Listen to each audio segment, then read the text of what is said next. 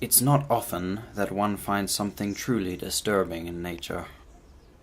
However, when such a thing is discovered, it must be displayed to the public. Here we find a regular 19-year-old human.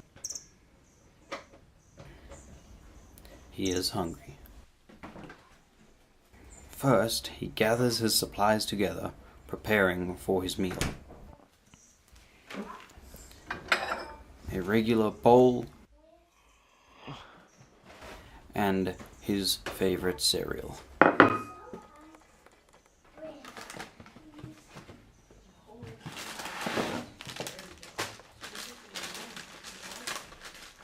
Then, in a truly horrifying turn of events, the man pours first the milk and then the cereal.